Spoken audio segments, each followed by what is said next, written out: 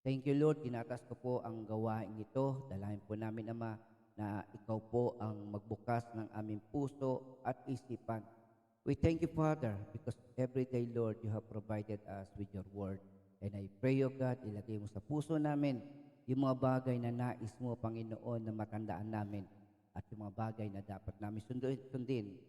At dahil hindi po namin naman magkaroon kami ng lakas ng loob at katapangan na talikuran ang anumang kasalanan, ang anumang pagsuway sa pangalan ng Panginoon Kristo. And we also pray, Lord, na ang gawa ng kaaway, ang anumang distraction, ay mawala na, Ama, sa pangalan ng Panginoon Kristo as we listen to your word, as we come to you, O God, in the mighty name of Jesus we pray.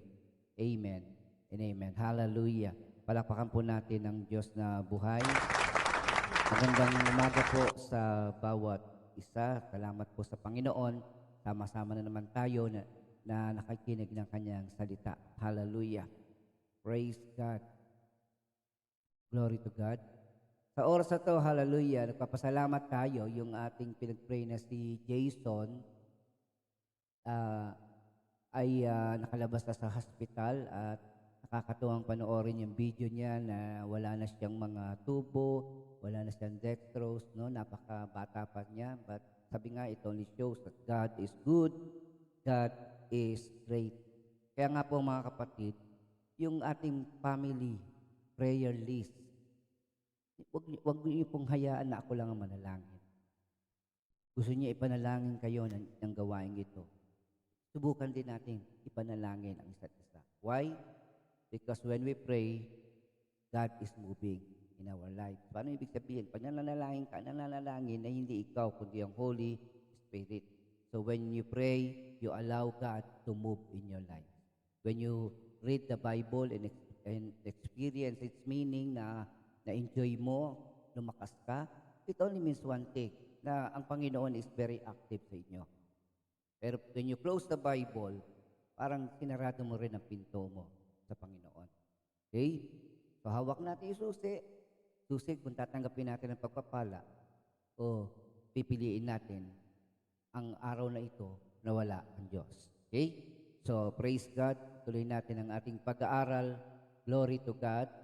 Sabi dito sa chapter 24, ito po yung ikalawang bahagi ng sagot ni Job kay Eliphaz.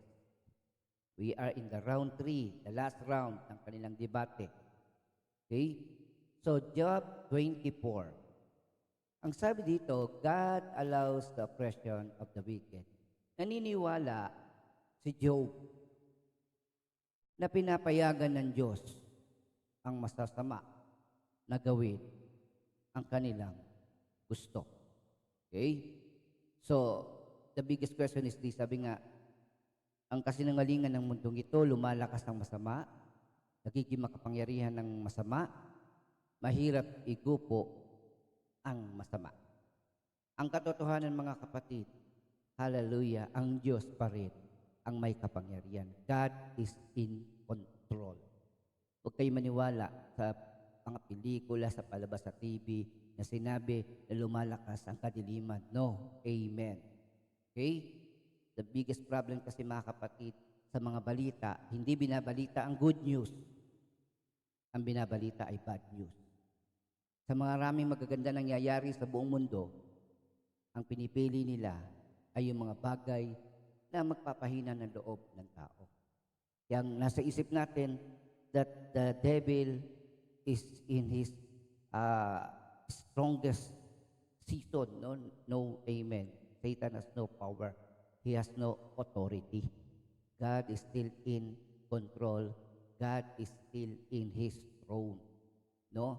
Lahat ng bagay sa mundo ay nagaganap with God's approval, whether it is good or whether it is bad. The biggest question, bakit aalaw ng Diyos ang masama na kumilos sa mundo? Kung siya ay tunay na Diyos, pwede niya tanggalin. Mga kapatid, wala naman nilikang ang Diyos na masama. When God created man, si Eva at Adan, hindi niya ginawa itong makasalanan. But the biggest problem, because we are in the flesh, tayo ay nasa laman, ang epekto nito, nagdidisere yung laman natin. Nakuha nyo? Halimbawa, simpleng damit. Gusto mo ng damit, no? So, sa katawan mo, okay lang yon. Walang masama doon. Pero kapag gusto mo yung damit, ay katulad ng kapitbahay namin, then doon nag-work yung kasalanan. Nag-iimbot ka, no? Minsan, gusto mo, mas maganda doon sa kapitbahay mo. Gets mo? Hindi, sa halip na hilingin mo yung iyong kasuotan, eh, iniisip mo na mas maganda at mas branded. Okay? Doon kumikilos ang pita ng laman. At doon tayo nalalaglag. So, pisa, gusto lang natin ang kasuotan, pero gusto natin maganda at magpapaganda sa atin. No? Okay? So, tuloy natin. Kasi sabi dito, God allows the pressure of the wicked. Bakit Pastor Rina sinabi mo? Una-una kasi sa number 1, sabi dito, bakit di pa itakda ng Diyos ang kanyang paghukom? Upang masaksihan ng mga matuwid ang kanyang paghatol. Dahil nga, ang tao, may mga tao na today nga hindi niya nakakamit yung katarungan, no? Yung lubusang pagpapala sa mundong ito. Tama ba? Ang mga Kristiyano sa ibang bansa, lalo na sa mga bansang Muslim, sa mga bansa na maraming relihiyon, makikita nyo doon na inuusig sila. Inuusig yung mga matuwid. So para ba sabi nga, bakit ganon? No? Ang buhay nila Pedro na nagwakas sa kanilang buhay sa pamagitan ng pagiging martir, paghihirap.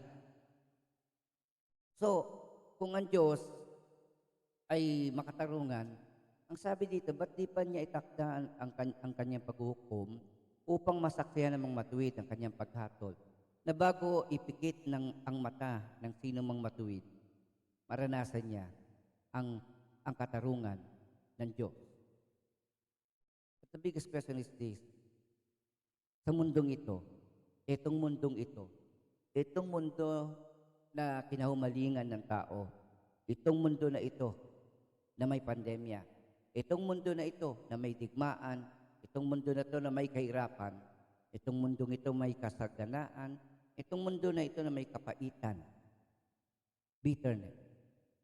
Itong mundo ito, sabi ng Panginoon sa Kristo, sa mundong ito, daranas kayo ng kapigtian. Okay? Sapagkat sa mundong ito, malalaman mo na may mahirap, merong mayaman. Merong justice at merong injustice. Nakikita mo ang taong gumagawa ng masama at nakikita mo ang inaapi ay ang mga matuwid. Okay?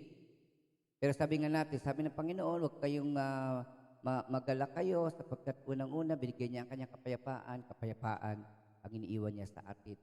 Sa mundong ito, magdaranas tayo ng kapigatian, pero mag-alala tayo sapagkat napagwagihan ng Panginoon. Ibig sabihin, napagtagumpayan niya ang lahat ng tukso, lahat ng mga bagay dito sa mundo.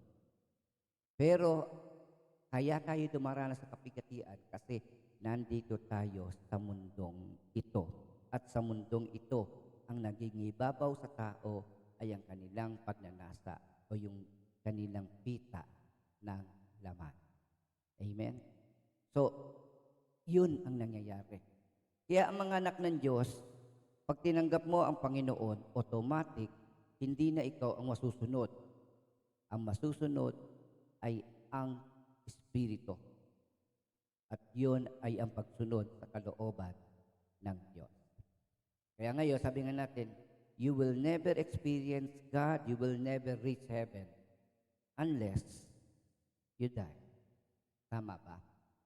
Kailangan mamatay ang tao para maranasan niya ang langit, para maranasan niya ang pagliligtas ng Diyos, ang katarungan ng Diyos sa piling niya. Ang paglaya ng tao sa kasamaan at kadiliman ng mundong ito ay mangyayari lamang kung tayo ay wala na sa physical body na ito o sa material na mundong ito.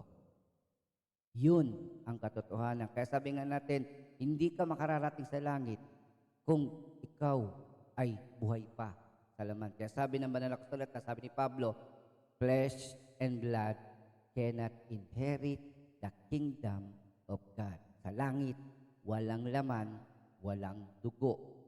Meron lang spiritual na katawan o yung katawang panlangit. Tandaan niyo po yan, ulitin ko mga kapatid. Sabi nga, ang mundong ito ay nasa dulo na ng kapamakan. Sabi nga, this world is perishing because of man's sin.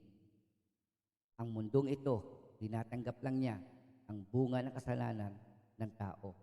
Ang magandang mundong nilikha ng Diyos, winasak ng tao. Winasak ng pagnanasa, winasak ng pag-iimbot, winasak ng kasalanan. Amen? So, sabi niya, bakit ganun?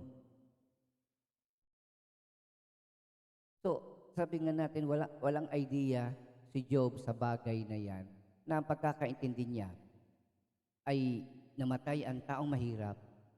So, hindi niya nakamtan ang katarungan ng Diyos.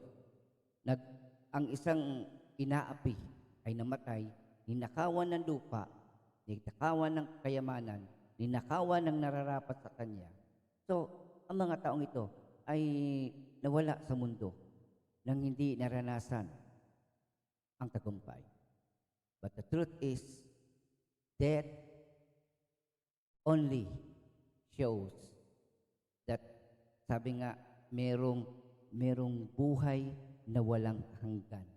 At ang buhay na walang hanggan ay mangyayari lamang pagdating ng kamatayan ng tao. Okay? So, tuloy natin. 24:2, binabago ng masama ang hangganan ng lupain, nagnanakaw ng mga hayop at kanilang inaangkin. So, ito yung tinatawag nating mga masama. So, sa panahon natin ngayon, kapatid, ang pagiging mabuti ba ang daan ng tao sa kaligtasan? Ang pagiging matuwid ba ang daan sa kaligtasan? Mga kapatid, noong unang panahon, nang wala pa ang Panginoong Kristo o hindi pa nagaganap yung sakripisyo niya sa krus ng Kalbaryo, ang tao'y naliligtas sa pamagitan ng kanyang sariling gawa. Kung siya ay matuwid, siya ay maliligtas. Kaya napakahirap sa tao noon ang maligtas. Kaya nga mga kapatid, itong panahon natin ay panahon ng biyaya. Grace. Ano yung biyaya? Ang biyaya ay ang maranasan mo ang kabutihan ng loob kahit hindi karapat-dapat tayo sa kanyang harapan. So brothers and sisters, I want you to type in your comment section, sa comment section ng ating FB Live. Grace. Okay? Grace, hindi yung inaanak ko. Grace, hindi pangalan ng tao, kundi yung tinatawag nating grace o biyaya ng Diyos. Ang biyaya ng Diyos ay hindi hinihingi. Ito'y ibinigay niya kung kanino niya gustong ibigay. Kaya mapalad tayo ngayon. Noong panahon nila Job, yung Holy Spirit, hindi nila alam nangyayari sa paligid. Ang pagkakaalam lang nila ay kung ano yung narinig nila patungkol sa Diyos, and no one explained to them kung paano kumikilos ang Diyos. Pero makikita natin dito that God works in the life of Job, hindi lang sa panahon na siya'y naghihirap. Simula't simula pa, kumikilos na ang Diyos sa buhay. Now, ituloy natin. Sabi dito, ito ang gawain ng masama.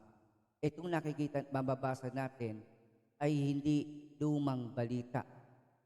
Ibig sabihin, hindi ito naganap noon lang. Supposed to be nagaganap to hanggang ngayon. Andun pa rin yung injustice, andun pa rin yung pagnanakaw, andun pa rin yung tinatawag natin pag-aabuso sa mga mahihirap. Tuloy natin. Tinatangay nila yung mga asno ng ulila, kinakamkam sa mga byuda, alaga nilang mga baka. No, ang tinutukoy na ulila, the orphan, at yung mga tinatawag natin byuda, the widow. Ito yung mga tao noon na sabi nga, tinuturing na napakamahirap. Mga ulila na walang magulang, no? Na walang mga ngalaga. At ang mga byuda na wala ng asawa. At dahil nga sa kultura ng Biblia, sila yung mga tao na walang kakayahan na buhayin ang sarili nila. At tunay nga umaasa lang sila sa tulong ng iba. So ang nakakalungkot, kung ano nga yung meron sa kanila, ninanakawan pa. Ang mahirap ay itinataboy sa gitna ng lansangan. Kaya ito'y nagtatago ng dahil sa katakutan. Kaya nakakalungkot isipin, mga kapatid. Nung kami pumunta sa Masbate, naalala ko noon, umakit kami sa bundok. Tapos nauhaw kami, sabi nga, nakiusap kami sa isang tahanan doon na pwede pong bumili ng buko. No? Yun ang sabi namin doon sa pamilya. Pwede yung bumili ng buko kasi nauuhaw kami. So, ang ginawa niya, nagpakuha ng buko. Tapos, nung babayaran na namin, hindi niya tinanggap. Kasi marami naman daw sila doon. Tapos tinanong namin siya, taga rito talaga kayo? Sabi nga, hindi kami taga rito. Taga Quezon City. Imagine, no, nasa Masbate kami, nasa bundok, and then nakausap namin galing Quezon City. Umuwi sila doon kasi yung hirap ng buhay sa Maynila, yung walang sariling tahanan, sabi nga squatter. At yun, sabi nga natin, kaibahan ng squatter pa rin sila sa Masbate dahil wala silang sariling lupa.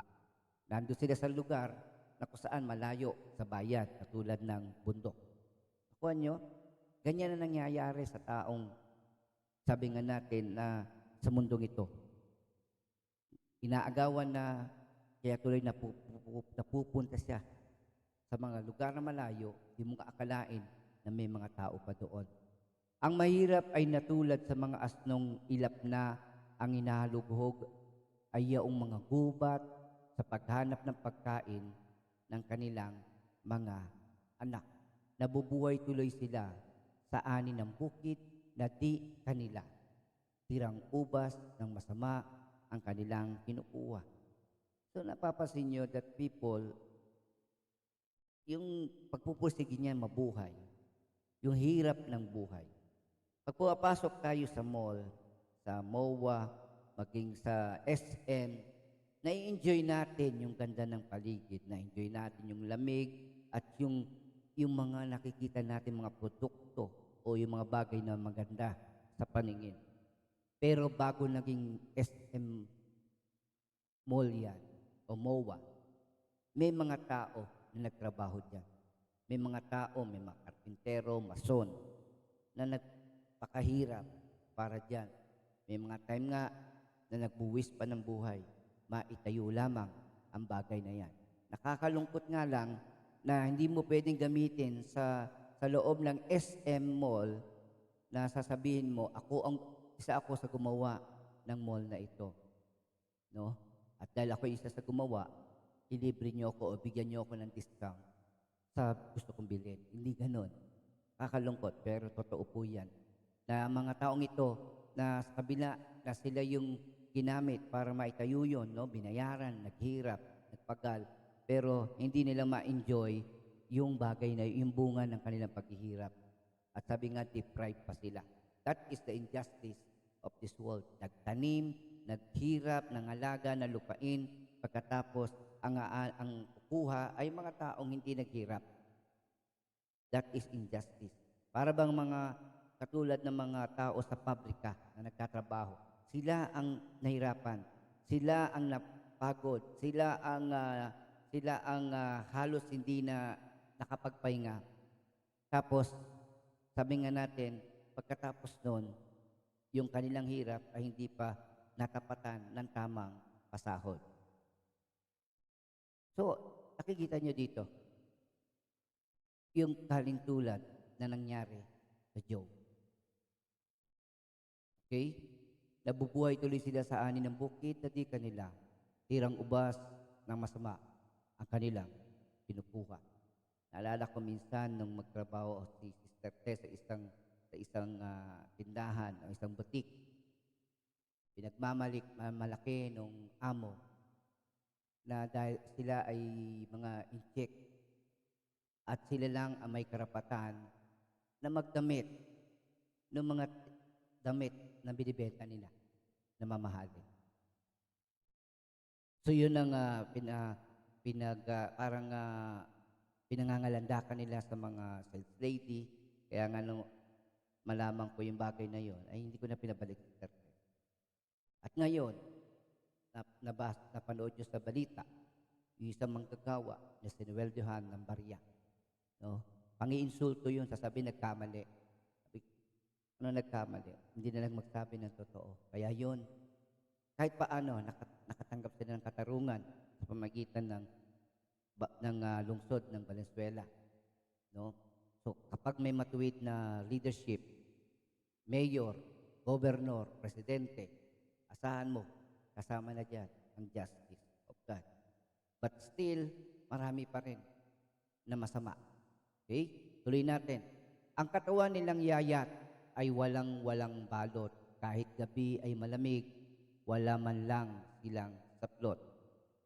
Sa kabundukan sila'y nababasa nitong ulan, siwang sa kabatuhan ang tangi nilang kanlungan. Inaalipin ng masama ang mga ulila. Mga anak na may utang ay kanilang kinukuha. Ang mahirap kung naglalakad ay lagi nang nakaubad. Dumaranas ng gutom habang sila'y gumagapas. Sila yaong kumakatas ng ubas at olibo, ngunit hindi makatikim ng alak na buhat dito. Sa loob nitong lungsod, ang pagdaing ay laganap, ngunit ayaw dinggin ng Diyos kahit sila naghihirap. So sa tingin ni Job, sa pagkakaintindi ni Job, ang mga taong ito ay hindi nakatanggap ng katarungan ng ating Diyos. Sabi nga natin, ang kamatayan ay bunga ng kasalanan. Ang pagkahiwalay sa Diyos ang unang kamatayan ng tao.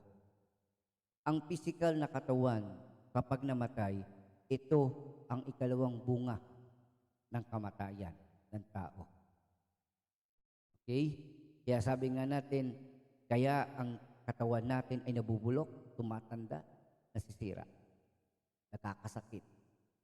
Ito ay bunga ng kasalanan. Yung physical na sakit at kamatayan ay bahagi ng epekto ng kasalanan. Pero sabi nga natin, sa tingin ng tao, ang kamatayan ay hindi maganda. Ang pagkawala ng isang tao sa mundong ito ay para bang parusa. Pero ang totoo, ang kamatayan sa mga matuwid ay ang paglaya. Paglaya sa sakit at kahirapan ng mundong ito. Wala tayong idea, walang idea ang iba na sa oras ng kamatayan ay oras ng pagbukas ng buhay na walang hanggan. Okay? Praise God for that. Kaya sabi nga, hindi porke namatay na hindi nakakuha ng katarungan, katulad ng mga tao na namatay sa EJK killing, extrajudicial killing, o kaya mga taong pinagbintangan, nakulong na walang kasalanan, o mga tao na nanakawan ng kanilang ari-arian at naghirap at namatay sa gutom. Akala natin ang mga taong ito ay wala katarungan na natanggap. Ang totoo, ang katarungan ng matuwid ay hindi niya makakamtan sa mundong ito. Ito'y makakamtan niya sa kaharian ng Diyos. Amen po ba? So kapatid, hallelujah. May langit. Okay? Sabi mo nga sa kapatiran natin, kapatid, may langit. Sabi ng Panginoon Kristo, kaya siya umalis, bumalik sa langit para isaayos ang ating tahanan, ang iyong silid, ang iyong lugar sa langit. Hindi ka na squatter. Hindi ka na sabit. Pagdating mo sa langit, may nakalaan para sa iyo. At ang hirap na dinanas mo sa mundo ay papalitan ng Diyos ng kanyang pagmamahal ng kanyang pangangalaga. Hello, sa langit wala ng sakit, sa langit wala ng hirap, sa langit wala ng kadiliman, sa langit wala ng injustice o kawalan ng katarungan. Wala nang inaapi sa langit, no? Wala nang naghihirap sa langit.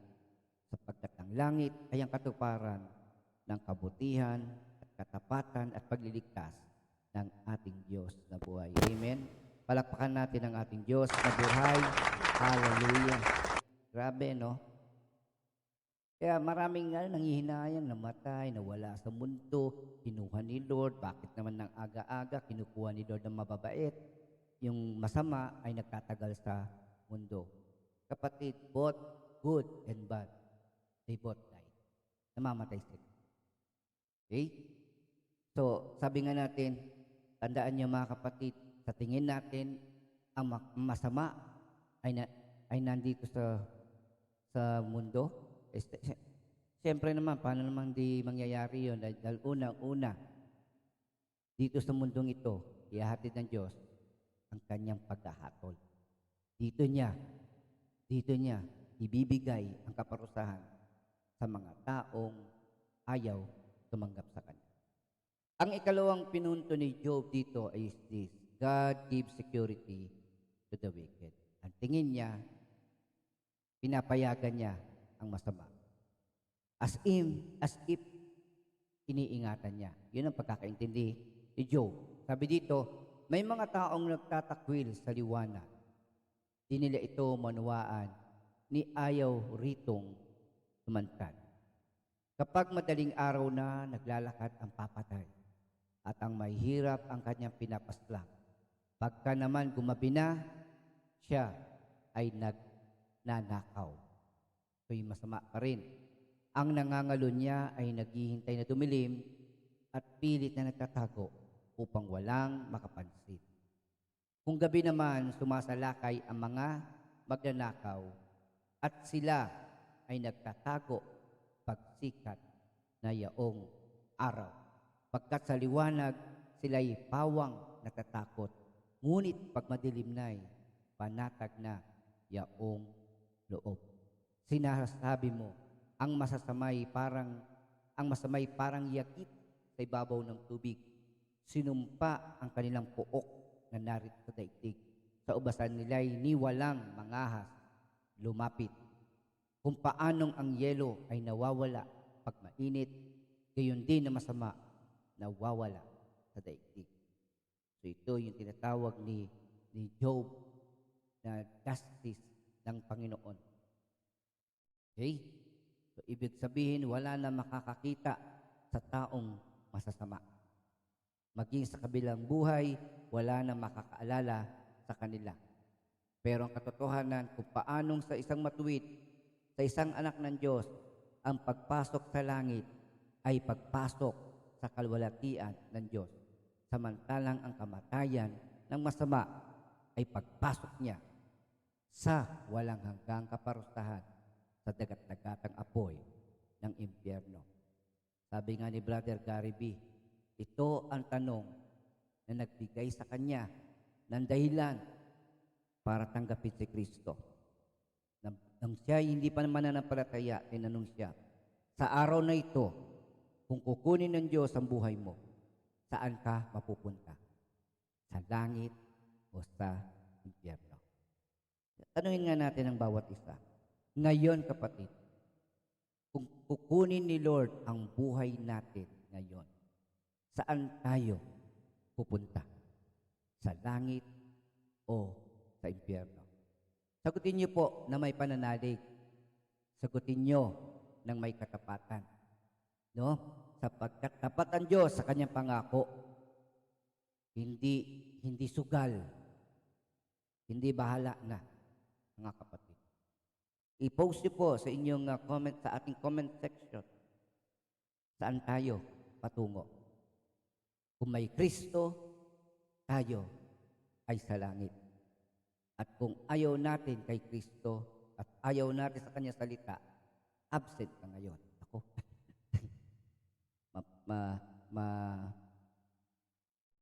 ah, sorry sa ibig sabihin, no? So sabi nga natin, we are talking about those people who refuse to listen to the Word of God. Kasi mga kapatid, some of our brothers and sisters, hindi sila available ng 8 kasi oras ng pasok. Okay? Kaya sila ay nakikinig sa tinatawag nating recorded version nitong devotion. Okay? So, minsan tinanghali ka ng tulog, ng gising, tinanghali ka ng gising. So, ang mangyayari, hahabol ka sa recorded version nito, hindi na yung live. So, wala akong problema yon. Ang pinag-uusapan natin are the people who refuse to listen. Alam na nila may nangangaral, ayaw pa rin nila makinig. Mga tao na parang sa tingin nila, alam na nila ang lahat, pero ang katotohanan, sila ay mangmang. Brothers and sisters, hallelujah. When you refuse the word, you refuse the Lord. When you refuse the Lord, you belong to this world. Patungo sa tinatawag nating kapamakan.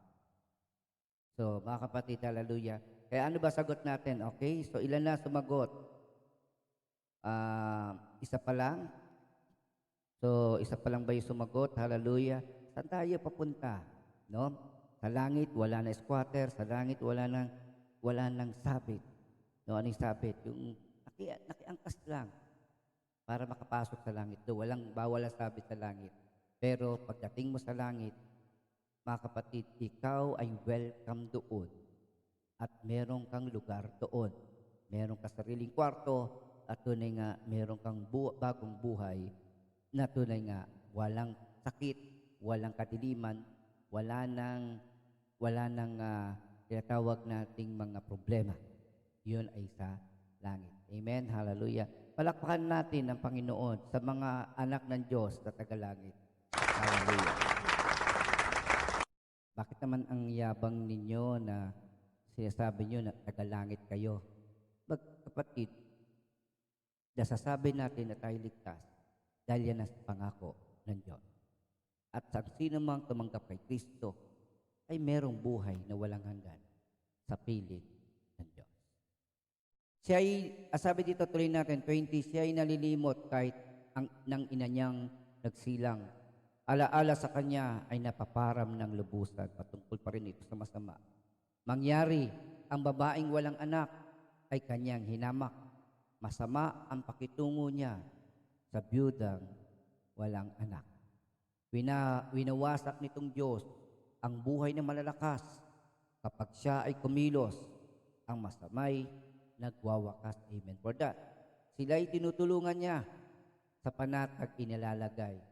Ngunit sa lahat ng sandali, kanyang binabantayan.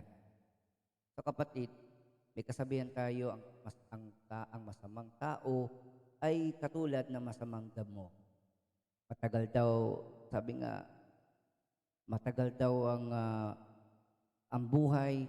The reason bakit sabi nga masamang damo, kasi makasalanan, masama. So why is it na naiwan sila sa mundo at kinukuha ni Lord ang mga mababait? The reason daw is dahil para bigyan pa sila ng second chance ni Lord. Para bigyan pa sila ng pagkakataong magsisi. Para bigyan sila ng pagkakataon na maunawaan ang katotohanan, which is true. Gusto na ni Lord bumalik. Gusto na ng Panginoon na makapiling tayo sa kanyang kaharian.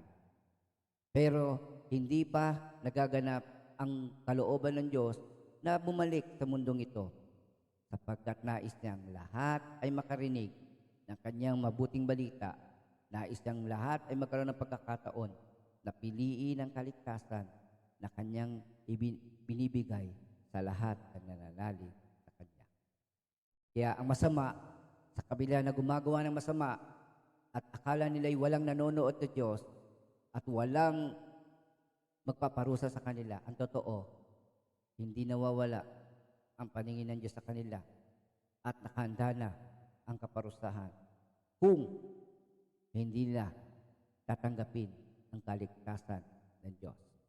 Umuunlad ang masama saka biglang napaparam.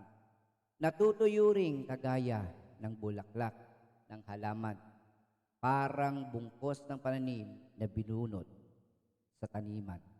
Sino ang makatututol sa lahat kong sinasabi? Sa mga nilahad ko ay sino nga ang tatanggi? Sabi nga dito mga kapatid sa last verse, no, sinabi ni Job, no, gusto tinanong niya ang kanyang mga kaibigan, o meron pa ba kayong masasabi dito? Ang wakas ng masama, ang pagpaparusa ng Diyos. Hindi porke nakikita natin gumagawa ng masama ang taong masama, ay binigyan siya ng kapangyarihan ng Diyos. Ang totoo, nakabantay pa rin ng Diyos at matatanggap niya ang bunga ng kanyang mga gawa. So brothers and sisters, maging bukas ang ating puso at isipan sa katotohanan ito. Na tayo ay napawalang sala na at tayo'y kabilang sa mga matuwid, mga taong pinawalang sala ni Kristo. Kaya kapatid, sabi dito, namamaalam na ang gabi, Romans 13:12-14, namamaalam na ang gabi at malapit nang lumiwanag, layuan na natin ang lahat ng gawang masama at italaga ang sarili sa paggawa ng mabuti. Ano pong ibig sabihin nito kapatid? Nalalapit na ang pagbabalik ng Panginoong Jesucristo. Ang nakikita natin sa mundong ito ay mga signos ng huling araw ng kasamaan. At nalalapit na rin ang paghahatol. Pero sa mga anak ng Diyos, tayo ay hindi nahatulan dahil sa ating pagtanggap kay Kristo. Kaya sabi dito, layuan na natin, huwag kayong maging bahagi. Huwag kayong makibahagi sa kasamaan. Italaga niyo ang sarili sa paggawa ng mabuti. Mamuhay tayo ng marangal at huwag gugulin ang panahon sa paglalasing at magulong pagsasaya, sa pagpapakasawa, sa pita ng laman at kalayan, sa alitan at inggitan. Sabi ng verse 14, mas gusto ko yung English version, rather, clothe yourselves with the Lord Jesus Christ and do not think about how to gratify the desires of the sinful nature. Kaya tayo may struggle sa ating personal na buhay. Kaya tayo naiinggit pa. Kaya tayo ay nakararanas pa ng kalungkutan sa mga bagay na wala tayo. Kaya ako ayokong pumunta ng mall. Bakit po? Unang-una, pag pumunta ako sa mall, sa MOA, ang nakikita ko ay yung mga bagay na hindi ko pa nakukuha. Siyempre, malulungkot ka. Minsan lang, pupasok ako sa isang supermarket, bibili ng sapatos, nakakalungkot isipin ko, kaya kami pera, saka naman sasabihin, wala po ng size ninyo. Wala na po yan. Ano lang po yan? Display na lang. Nako. No? So, sabi nga natin, hindi maibibigay ng mundong ito ang kaligayahan na hinahanap natin. Yun ay wala sa mundong ito. Yun ay nasa langit. Yun ay sa piling ng Diyos, sa piling ng Ama, sa piling ng ating Panginoong Jesucristo. Amen po ba? Palakpakan natin ang Panginoon. Hallelujah. And do not allow the devil. No? Huwag kang mainggit. Huwag kang mag-imbot. Huwag kang papatay. Huwag kang magnakaw. Huwag kang sumamba sa Diyos. Igalang mo ang iyong magulang. Igalang mo ang iyong ama't ina. Mahalin mo ang Diyos at higit sa lahat. Lahat ng yan, magagawa mo. Hindi sa sariling lakas, kundi sa kapangyarihan ng Panginoon sa Kristo sa ating buhay. Amen? So, ang mabuting gawa ay bunga ng ating pananampalataya. Ang mabuting gawa ay bunga ng kapangyarihan ng Diyos na bumago sa ating buhay. Sino man nakipag-isa kay Kristo ay isa ng bagong nilalang. Amen? At ang lahat ng bagay ay bago na. Wala na nakaraan. Ngayon ang harapin natin ay ang kinabukasan sa piling ng Diyos na mapagmahal sa atin. Purihin ang Magandang umaga. Pagpalain tayo ng ating Diyos na buhay.